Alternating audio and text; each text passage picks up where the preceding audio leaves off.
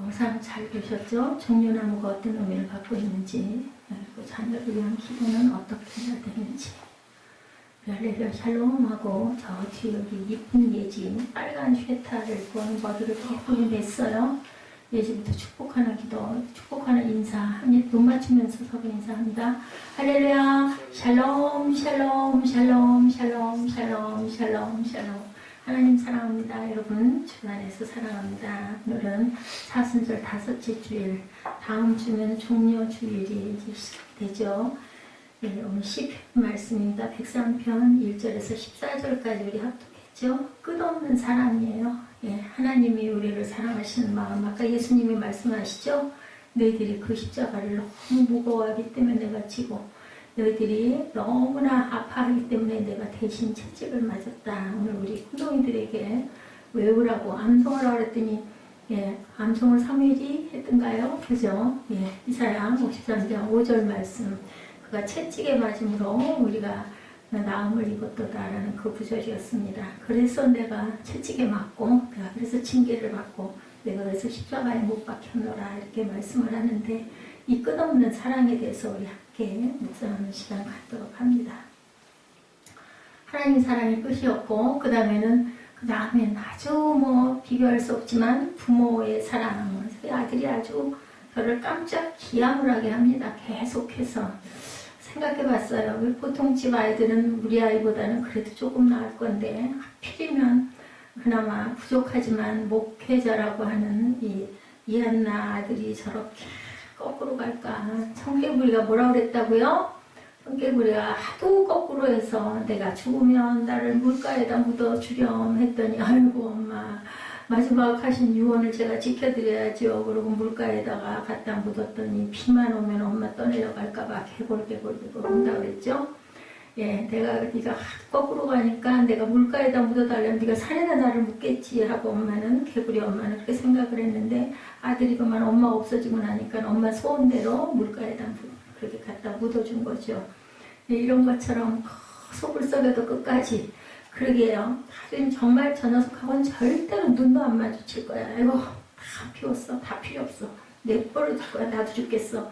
했는데도 또 와가지고 또 손 붙잡고 또 손 만져주고, 밥 먹일 때 뭐 좀 더 맛있는 게 뭐가 없을까 하고 챙겨주고. 그게 우리 부모님들의, 모든 부모님들의 마음인데, 하나님의 그 사랑은 정말 한도 없고 끝이 없다. 여러분들 아시죠?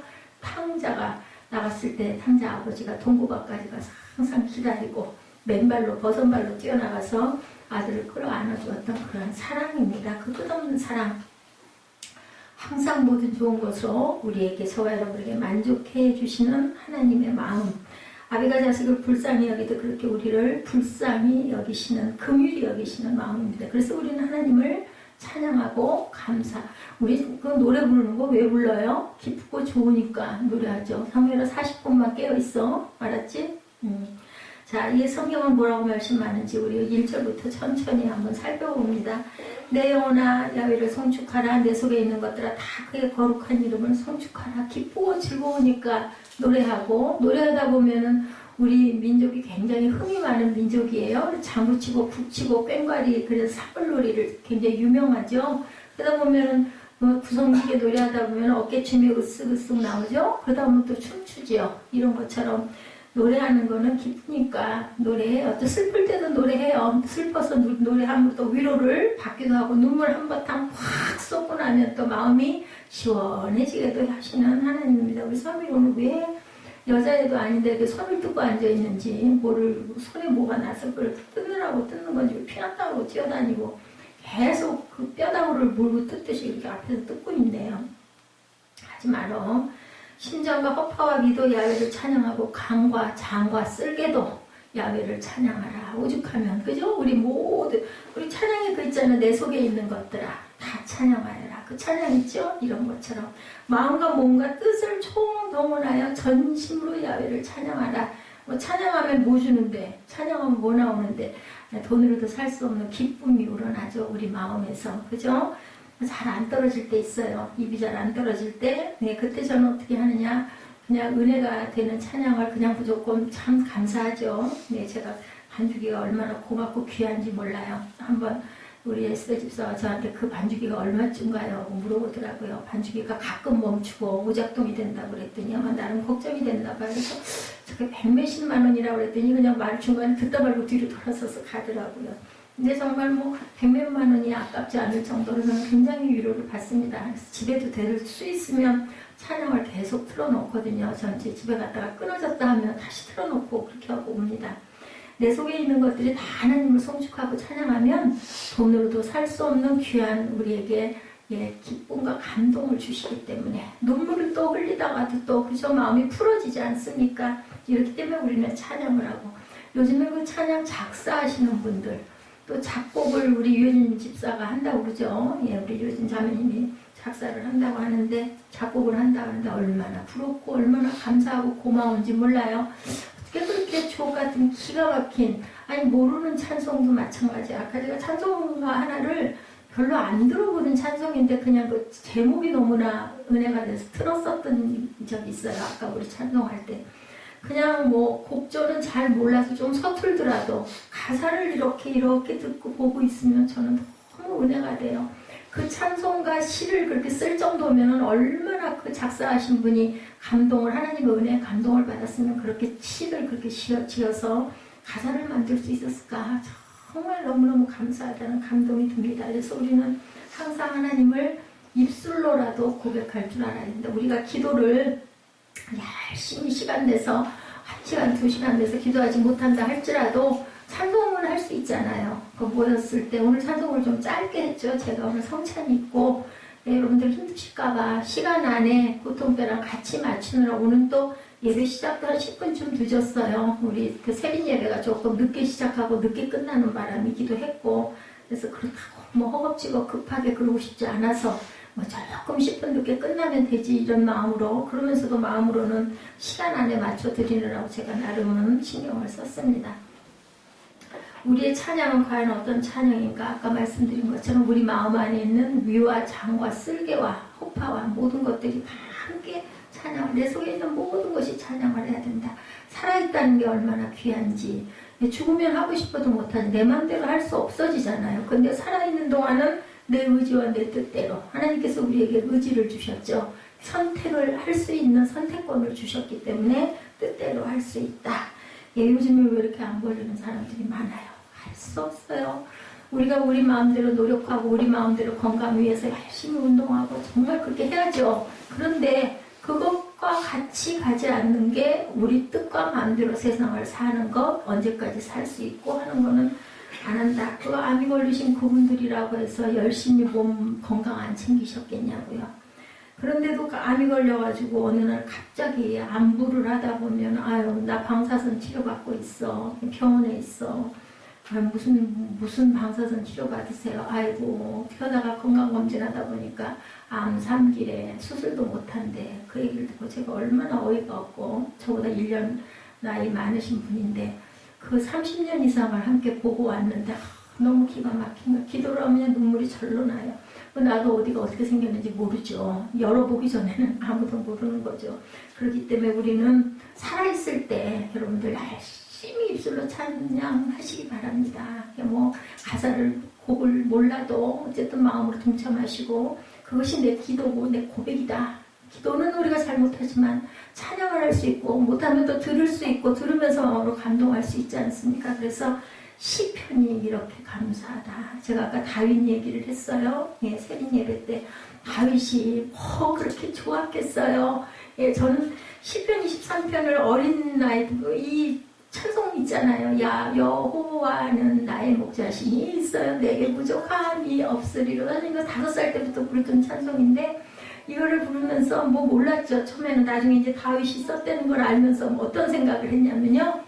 우리 이거 시골 이런데 저는 참 시골에서도 자랐기 때문에 푸른 들에 나가면은 아주 굉장히 그 무덤 그 가장자리를 너무 예쁘게 막 잔디들 이렇게 해놓잖아요. 그럼 거기를 막 뛰어다니면서 저는 개나리 진달래를 여기 등에다가 꽂고 머리에다가 이렇게 장식을 하고 여기다가는 보자기를 이렇게 쓰고 친구들하고 막 3~4명이 모여가지고 막 정말 야단맞을 치시죠. 그 상석이라고 그러죠? 얼마나 이뻐요. 대리석 반질반질하게 했는데 거기에 올라가서 막 춤을 추고 하다못해 이제 나중에 무덤 위에까지 애들하고 같이 막 뛰어다니면서 뭐 지금도 그때 그게 너무너무 아름답게 느껴져요. 그래서 다윗도 그런 푸른 풀밭에 탁 누워가지고 이거는 제가 중고등학교 때 그 상상했던 거예요. 얼마나 신선하고 얼마나 멋있을까. 그래서 다윗은 이 시편을 그렇게 할 수밖에 없었을 거야. 저는 그때 그렇게 생각을 했는데 이제 뭘 조금 아주 그냥 진짜 조금 손톱 끝만큼도 안 되는 말도 뭐 어떤 명함도 못 내밀어요. 뭐 공부하고도 금방 다 잊어버리니까 몇 장도 금방 잊어버려요. 근데 이제 알고 나니까 와 다윗이 그 시를 그렇게 뭐 할 만큼 그렇게 좋았겠냐고요, 여러분들. 얼마나 거기 그 팔레스타인 그 지역이 뭐 아침 낮이면 뭐 50도로 올라가고 밤이면 영하 50도라면서요. 게다가 그런 풀밭이 그렇게 쉽게 있지도 않다면서요. 그 떼약볕에는 무슨 그늘이라고 해봤댔자 얼마나 뜨겁겠어요. 거기 누워가지고 팔대기하고 누워가지고 옆에서는 양떼들이, 근데 상상은 너무 아름답잖아요. 양떼들이 풀 뜯고 있고 그죠? 목자가 돼가지고 누워가지고 팔대기하고 누워서 하늘 쳐다보면서 여호와는 나의 목자시니 내게 부족함이 없나이다 하고 그 시를 했던 그 부분을 상상을 하면서는 진짜 다윗은 멋진 인생을 살았구나. 저는 그랬었는데요. 하나님의 은혜가 아니면 다윗이 어떻게 그런 시를 지어서 하나님께 올렸겠어요. 그게 기도고 고백이잖아요. 그죠? 이제 그걸 좀 알겠는 거예요. 얼마나 힘들고 공부했으면 때로는 물론 기쁨도 있었겠지만 근데 아까 저 그 십자가 지신 예수님의 모습을 보면서 어떤 생각이 들었냐면 물론 사람마다 조금씩 크고 작고의 많고 적고의 어떤 그 양은 있겠지만 이게 우리 인생의 모습이구나 하는 생각이 전 뒤에 앉아가지고 이렇게 보면서 새벽이면은 여러분들 막 그렇게 막 피치쁘게 막 이런 거 저는 별로 영상 잘 틀려고 하지 않아요. 너무너무 잘 알고 너무너무 의례적인 것들이고 하기 때문에 그것보다는 딴 부분에서 은혜를 느끼면서 우리 하나님의 은혜를 감사할 수 있는 그런 걸 트는데 사순절이기 때문에 올라와 있는 것들이 다 그렇고 그렇다고 부활절 걸 지금 미리 틀 수는 없죠. 그래서 사순절 걸 고르다 보니 했는데 근데 제가 아까 문득 그 모습에서 와 우리 인생이야 하는 생각이 들더라고요. 다들 여러분들 힘드시죠? 돈이 많고 명예가 많고 뭐 정말 대단한 저택에서 사시는 분들은 뭐 실제적인 배고픔에 아니면 춥고 어떤 그 부족함에 그런 건 없을지 모르고 그분들도 정신적으로 얼마나 여러 가지 그저 어려움들이 많을까. 우리 인생이다. 그 십자가의 무게와 크기가 조금씩은 다르겠지만 저는 그런 생각이 들었어요. 조금 옆으로 갔습니다만은 우리를 창조하신 목적, 십자가로 우리를 구속하신 이유, 그 은혜를 찬양하기 위해서다. 그래서 제가 오늘 5주째 되는 날 103편을 여러분들과 함께 나누기 원합니다. 이사야 43장 21절에 말씀하시네요. 이 백성은 내가 나를 위하여 지었나니 나를 찬송하게 하려 함이라. 근데 제 얘기가 아니고요. 이사야가 이렇게 예언으로 하나님의 영을 받아가지고 기록한 거죠. 아무쪼록 온 마음과 나의 존재를 총동원해서 야훼를 찬양하며 사시기를 주님의 이름으로 축복합니다. 여러분들 기도 못하시면 내가 직접 못 부를 상황이면 뭐 운전을 하면서도 좋고요. 누워 계시면서도 좋고 찬양을 좀 틀어놓으시고 귀를 해도 마음으로 해도 함께 하나님과 함께하는 게 중요해요. 의식이 중요한 게 아니라 그러게요. 바쁘면은 예배 마다 수요일마다 금요일까지 못 드릴 수 있으시죠. 그렇더라도 일상생활 속에서도 우리가 묵상할 수 있는 방법 중에 가장 쉽고 편한 방법은 찬양을 좀 들으시면 돼요. 어떤 상황이라도 그렇게 해서 내 마음이 아버지의 마음과 비슷하게 함께 따라가면 그게 은혜죠. 그래서 온 마음으로 송축하려는 그 찬양의 가사를 보니 이렇게 나와 있네요. 온 마음으로 송축하리 생명 다해 주 섬기 나의 힘 나의 마음 내 모든 것들이여 주를 경배해.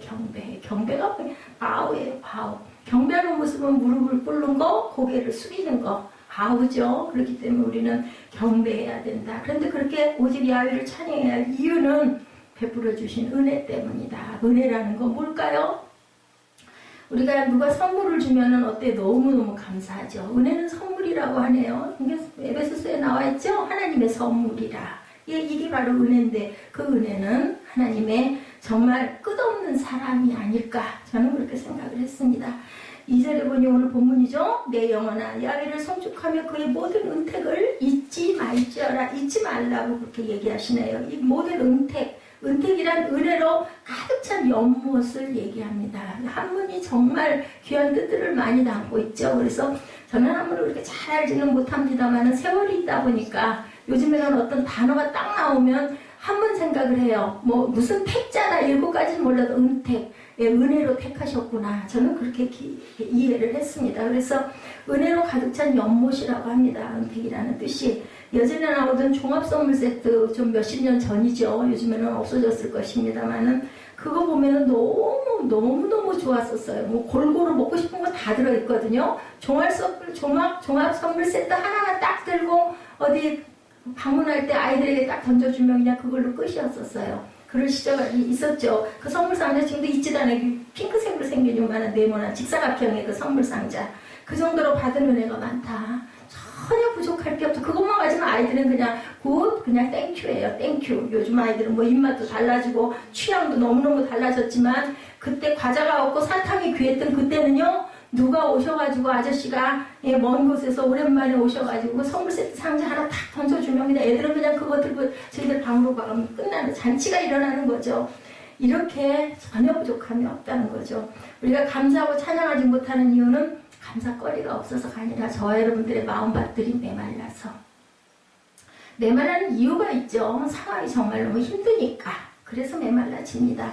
자, 그래서 기억하지 못하기 때문이죠. 잊어버렸기 때문이죠. 다윗의 시라고 되어 있는 시편 103편 처음 1절에서 내 영혼아 야훼를 송축하라 로는 말로 시작돼서 여러분 22절 말씀을 보니 다윗의 말씀 22절 시편 103편 여러분들 좀 한번 펴서 22절 잠깐 봐주실래요? 22절에 뭐라고 말씀하고 계세요?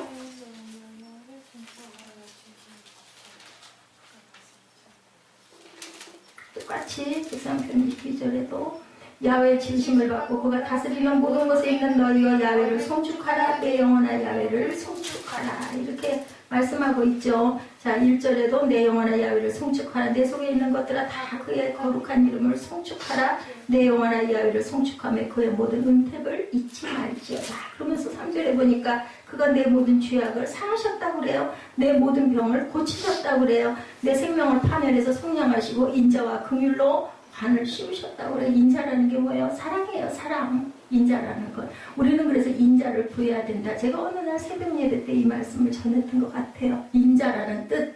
그것은 사랑이에요. 하나님의 사랑을 우리가 꼭 구해야 된다. 그죠? 그래서 가득 찬 연못에서 우리가 그 은혜를 구하고 그것을 구하고 우리가 먹고 마시면서 배가 불러야 된다는 뜻을 갖고 있습니다. 그래서 마지막 2절에도 똑같은 22절 말씀이죠. 하나님의 은혜와 긍휼을 풍성하게 누리고 있다라고 고백합니다. 근데 5절에 뭐라고 말씀을 하세요? 5절에 보니 좋은 것으로 내 소원을 만족해 하사 내 청춘을 독수리같이 새롭게 하니 딱 그냥 내 청춘하니까 파란 새싹 예, 그 새벽 이슬 같은 청년들 우리 찬양 기쁘게 잘하죠. 이런 것처럼 청춘이라는 말이 뜻이 여기 나와 있어요.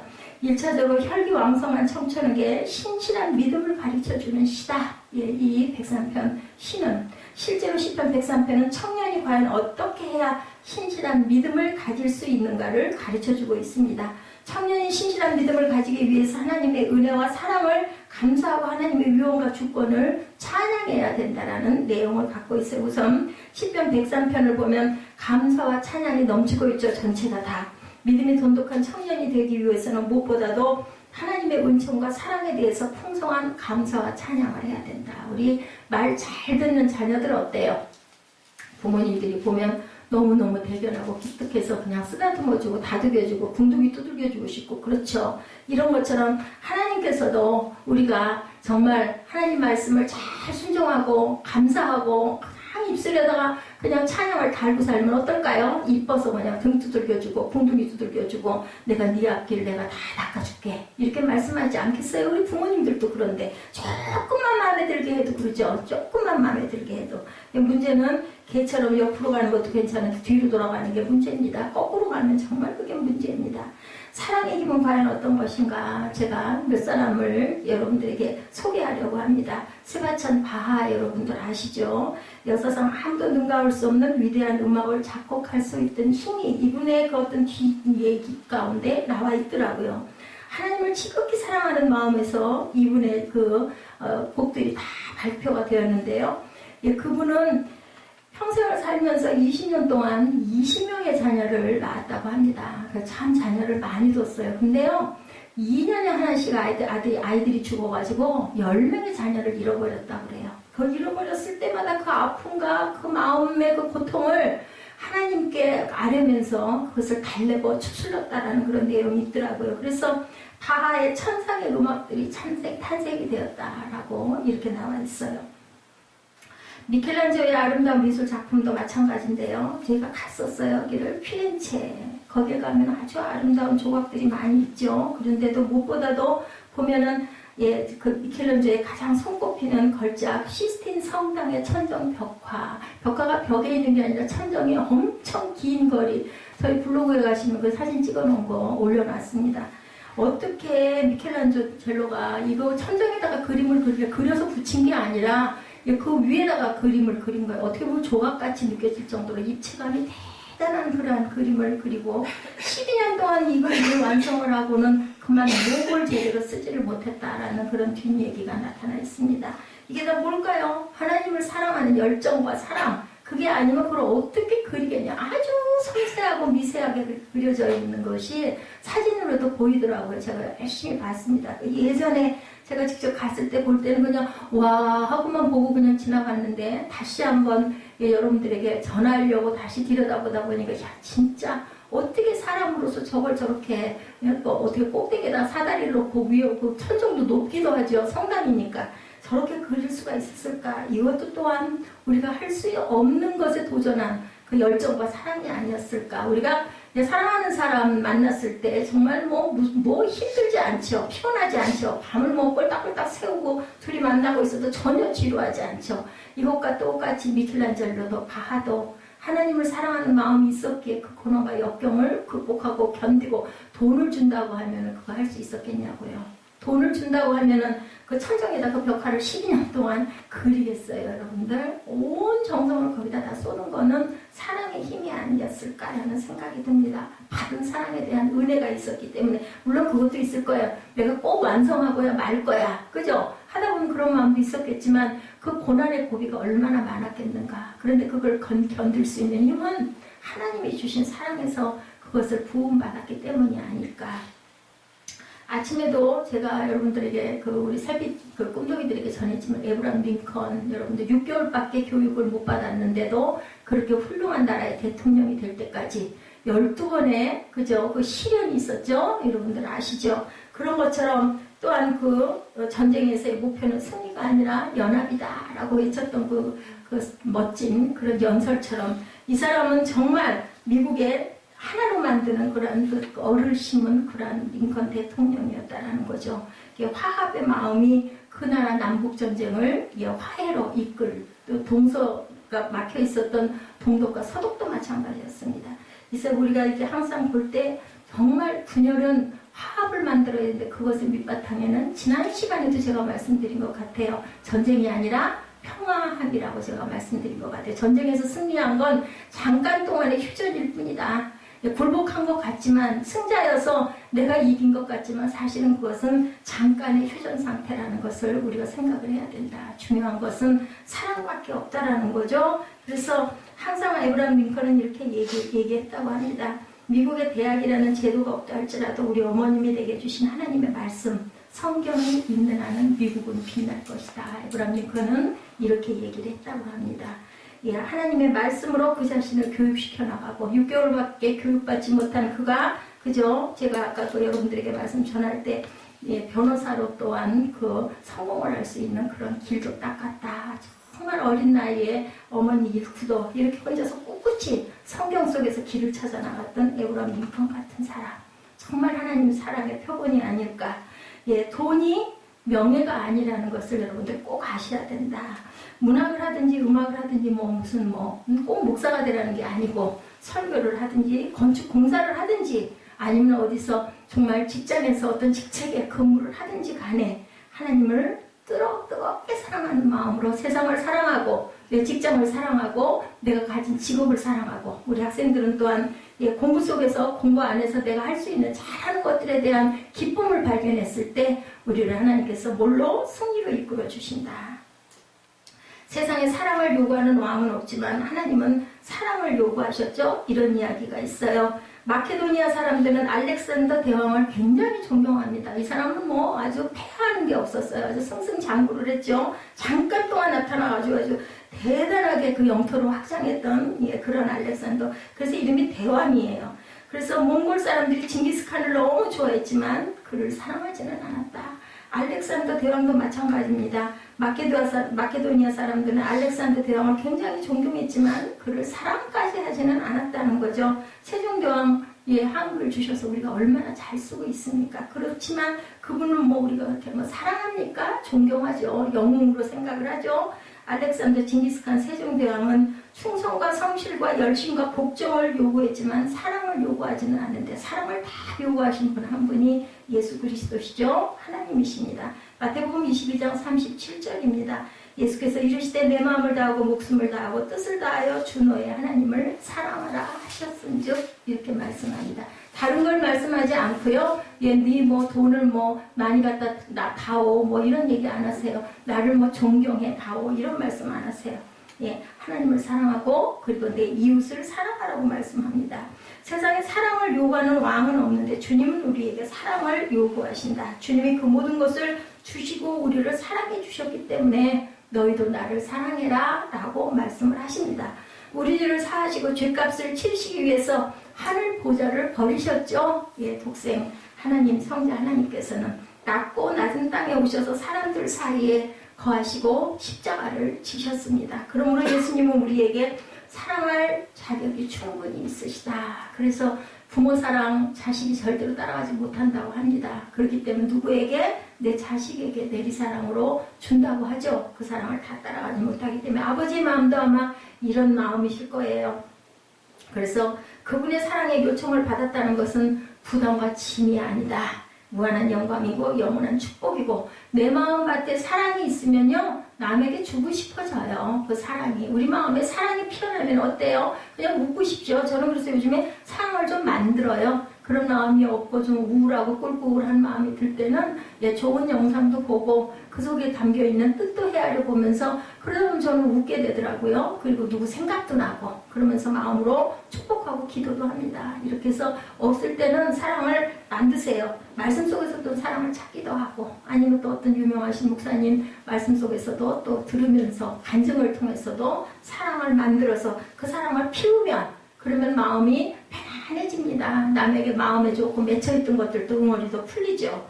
만왕의 왕께서 정말 나를 무시하지 않고 정말 세상에 전보다도 보이지도 않는 나 같은 존재를 하나님께서 나를 기억하시고 나에게 사랑을 주신다는 거 그리고 네가 나를 사랑해라 라고 말씀하신다는 거 여러분 생각해 보세요.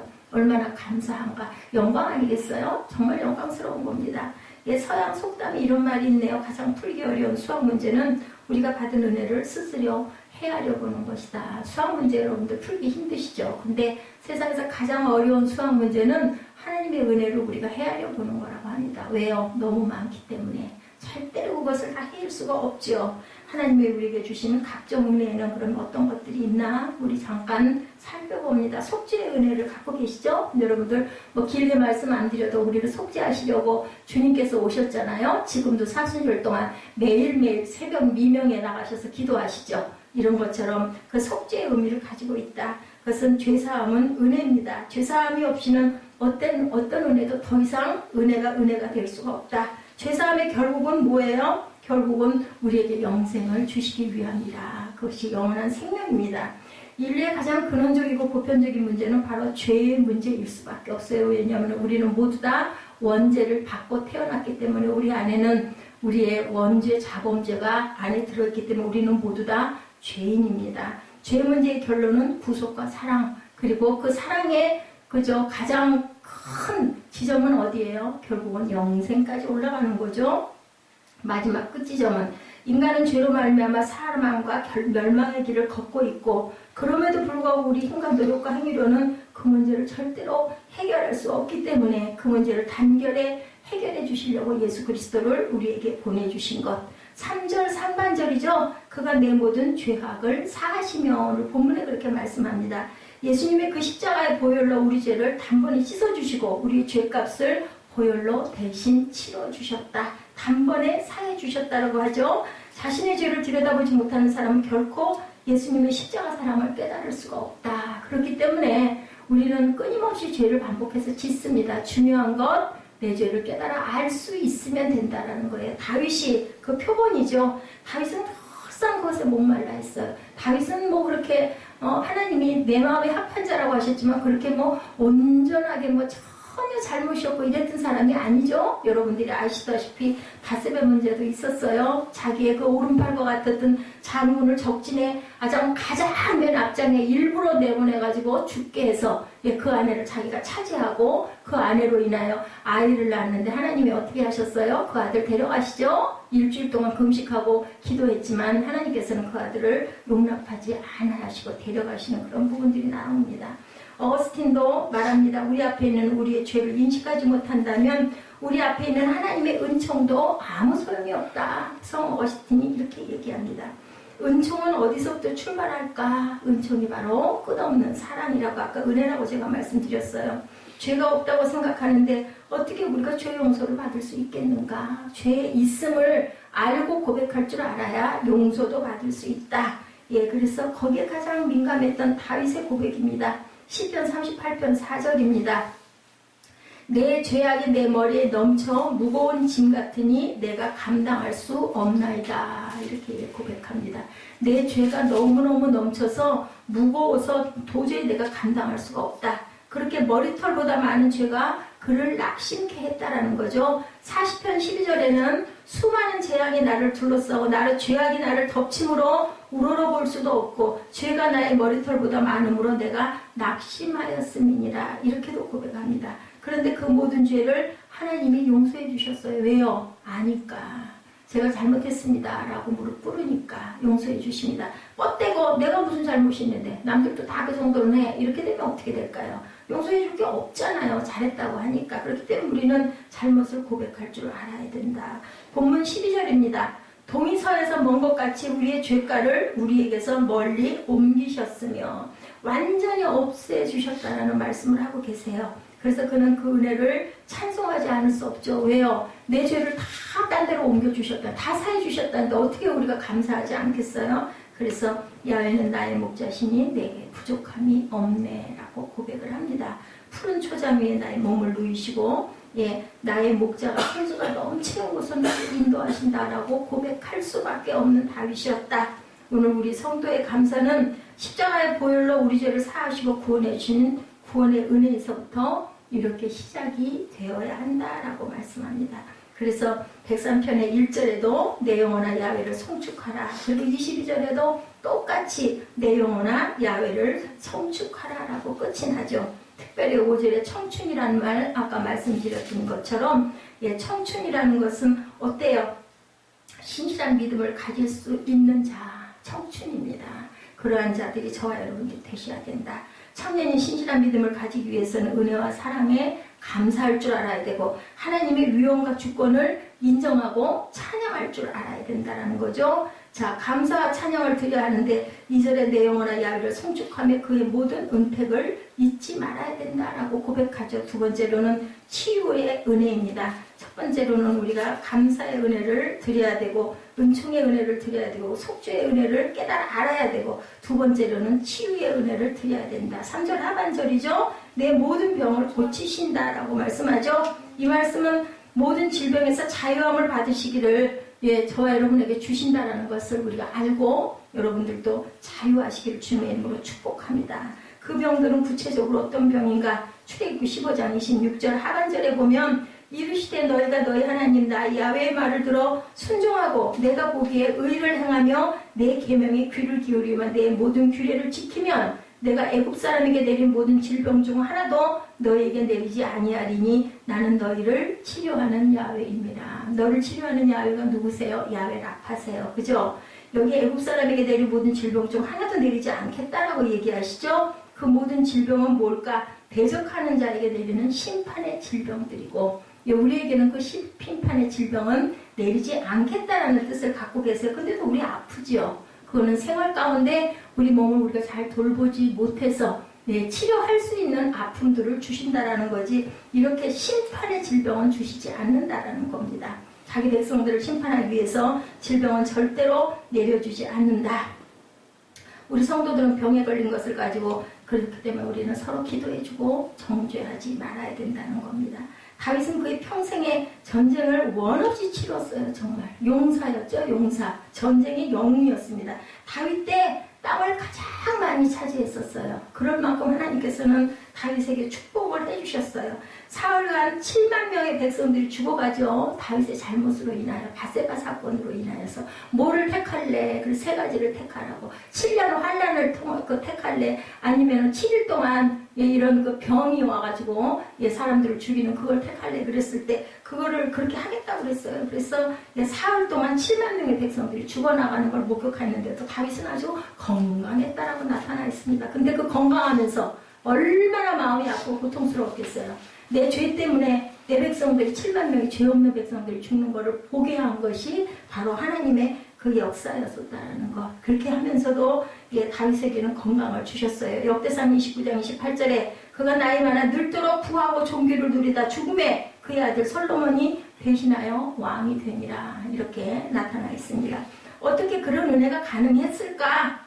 아까 말씀드린 하나님의 긍휼과 사랑이었다. 다윗이 잘해서가 아니라 불쌍히 여기는 마음. 왜? 잘못했어요 하니까. 잘못하면 그냥 다윗은 바로 그냥 무릎 꿇죠. 마우하죠. 잘못했습니다. 침상을 띄우면서 가지고 물었죠. 나단 선지자 와가지고 당신이 잘못했다라고 얘기하니까 뭐 두말도 않습니다.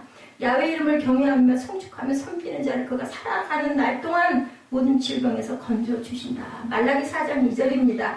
내 이름을 경외하는 너희에게는 공의로운 해가 떠올라 치료하는 광선을 비추리니 너희가 나가서 외양간에서 나온 송아지와 같이 뛰리라. 이렇게 말씀합니다. 여러분들 경외하는 삶을 사셔서 치유의 은혜를 누리시기를 주님의 이름으로 축복합니다. 세 번째로는 보호의 은혜입니다. 4절이죠. 내 생명을 파멸해서 성량하시고 인자와 긍휼로 관을 씌우시며, 파멸이라는 말, 지옥과 같은 고통, 가슴 찢어지는 아픔이라는 뜻의 말입니다. 하나님은 가슴 찢어지는 지옥의 고통의 그 고통과 같은 인생의 문제에서 자기 백성들을 보호해 주신다라고 말씀해요. 죽음과 같은 위기가 가진 시간 가운데서 지켜주신다고. 우리 하나님은 그런 온갖 위기들로부터 우리를 보호해 주신다. 파멸에서 건져주신다라고 말씀을 합니다. 그래서 인자와 긍휼로 관을 씌워주신다. 그리고 파멸에서 속량하신다고 그러는데, 속량이란 말은 대가 없이 파멸을 면하게 하는 것이 아니라 누군가가 대신해서 치료주시는 것. 속량받았다 이렇게 얘기하죠. 돈 주고 속량을 받기도 하고, 그죠? 뭔가 대가를 치르고. 누구였어요? 예수님의 십자가의 보혈의 피입니다. 대속의 은혜입니다. 이사야 53장 5절이죠. 아까 우리 함께 외우라고 했던, 그가 찔림을 받으면 우리의 허물 때문이요 그가 상함은 우리의 죄악 때문이라. 그가 징계를 받음으로 우리는 평화를 누리고 그가 채찍에 맞음으로 우리는 나음을 받았도다. 그가 징계를 받음으로 우리가 평화를 누리고 채찍에 맞음으로 우리가 나음을 받았다. 이것이 바로 속량이고 파멸에서 건져주심이라는 것을 우리가 압니다. 인자와 긍휼로 관을 씌우신다라고 말씀하시죠. 보호하는 정도에 그치는 것이 아니라 머리에 인자와 긍휼의 관까지 씌워주신대요. 보호해 주시려고. 그죠? 관을 씌운다는 말은 누구든지 그 사람을 보고 부러워할 만큼 하나님의 인자와 긍휼을 베푸신다라는 뜻을 갖고 있다라는 것. 복 받는 것이 다른 사람의 눈에 보이게 해주시겠다. 그래서 누구에게 그랬어요? 요셉이 가는 곳마다 그 집이 복을 받았다고 그러죠? 요셉이 가는 곳마다 그곳을 축복을 해줘가지고 복을 받게 함으로 요셉을 귀하게 여기게 만들어주시는 하나님이시라는 거죠. 또한 우리를 이런 식으로 높여주신다. 시련도 있었지만 그 시련 역시 우리에게 필요했기 때문에 허락하신 것이라는 것을 우리가 알아야 된다. 남은 인생 여정을 두려워하지 말고 살아가시는 저와 여러분 되시기 바랍니다. 그랬을 때 네 번째로 응답의 은혜가 있을 줄 믿습니다. 5절이죠. 좋은 곳으로 내 소원을 만족하게 하사 좋은 것이란 하나님이 보시기에 좋은 것이에요. 사람이 보기에 좋은 것이 아닙니다. 내가 좋다고 다 좋은 것이 아니죠. 오히려 그게 해가 될 수도 있습니다. 진짜 좋은 것으로 응답해 주신다. 우리 생활이 윤택하면 아주 좋을 것 같죠. 근데 윤택함으로 인하여 내가 거기에서 세상에 나가가지고 어려움을 헤쳐나갈 수가 없어지는 연약함일 수도 있어요. 그렇기 때문에 우리가 적당한 시련과 환난이 왔을 때 그것을 극복하고 뛰어넘고 나면 나중에 그런 아픔들이 오더라도 우리는 딛고 일어날 수가 있는데 온실아니 화초라고 그러죠. 그렇게 자라는 게 꼭이 좋지만은 않다라는 거죠. 그래서 내 청춘을 독수리같이 새롭게 해주겠다. 청춘의 활력을 계속해서 누리게 해주시겠다. 독수리 하면 어때요? 아주 그만 용맹스럽죠? 하늘을 날죠. 하늘의 왕자라고 그러죠? 독수리는 나는 높이가 다르다고 그래요. 보통 새들보다 한 천정을 높이 올라가서 나른다고 합니다. 올라갈 때는 힘이 들지만 그 공중에 올라가면 모든 것을 지배할 수가 있죠. 그 바람을 타고 날른다고 그러죠. 이럴 만큼 독수리는 아주 용맹스러운 상징을 성경에서도 갖고 있습니다. 잠언 13장 12절입니다. 소망이 더디 이루어지면 그것이 마음을 상하게 하거니와 소원이 이루어지는 것은 곧 생명나무다. 이렇게 얘기했어요. 우리 소원이 이루어지면 우리를 만족하게 하고 그 만족으로 인하여 우리 마음이 평안해지고 그러므로 우리 생명이 정말 길어지죠. 마음에 기쁨이 있다 보니까 마음에 고통과 절망이 있으면 생명이 길어질 수가 없습니다. 그걸로 인해서 암이 걸리기도 하고 각종 질병이 우는 사자와 같이 우리를 삼키려고 찾아오죠. 소원을 이루신 하나님 은혜가 저와 여러분의 삶 속에 넘치시기를 주님의 이름으로 축복합니다. 활기가 넘치고 생동감이 넘치는 나는 독수리와 같은 삶을 살아내시기 바랍니다. 그것이 가능한 것 이사야 40장 31절입니다. 오직 야훼를 앙망하는 자는 새 힘을 얻으리니 독수리가 날개치며 올라간 같을 것이요 다른 박질하여도 곤비하지 아니하겠고 걸어가도 피곤하지 아니하리라. 그렇게 안 할 때 마지막 5번째 심판의 은혜가 임할 것이다 라고 말씀하네요. 6절에 야훼께서 공의로운 일을 행하시며 억압당하는 모든 자를 위하여 심판하시도다 이렇게 말씀합니다. 예, 신자와 불신자의 가장 큰 차이점 여러분들, 불신자는 심판을 두려워하고 믿는 자는 심판을 기다립니다. 빨리 오세요. 옷이 없어서 주여 옷이 없어서 하죠. 이렇게 기다린다는 겁니다. 그러므로 심판의 때가 있다는 것은 우리에게는 힘과 위로가 된다. 예, 우리의 눈에 눈물을 모여주신다고 해 닦아주신다고 얘기하시죠. 예, 10절에 보면 하나님을 어떤 분으로 말씀하고 있어요. 야훼는 긍휼이 많으시고 은혜로우시며 노하기를 더디하시고 인자하심이 풍부하시도다.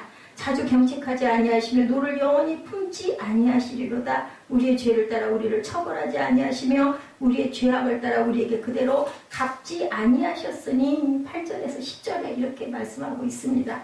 하나님은 긍휼이 많으시고 은혜로우시고 노하기를 더디하시고 인자하심이 풍부하시고 우리가 죄악을 행하였다고 그대로 처벌하지 아니하시고 끝없이 우리를 사랑하시는 하나님이시고 바로 이런 분이시기 때문에 우리 시편 103편에서 하나님께 차고 넘치는 사랑과 은혜를 받고 살았다고 고백할 수가 있다는 거죠. 그래서 내 청춘을 내가 독수리같이 새롭게 하겠다라고 말씀을 합니다. 103편 19절에도 오늘 본문은 19절입니다. 그 왕권으로 만유를 다스린다. 야훼의 지으심을 받고 그가 다스리는 모든 곳에 있는 너희여 야훼를 송축하라. 내 영혼아 야훼를 송축하라. 마지막 절에 이렇게 말씀합니다.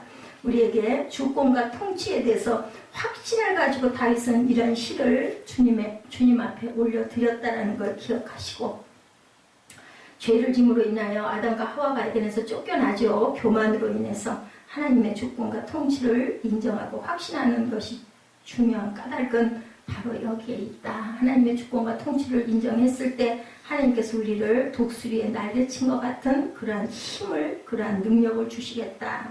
예, 오늘 13절, 11절, 17절에 보면 반복되는 말씀이 경외한다라는 말씀으로 나타납니다.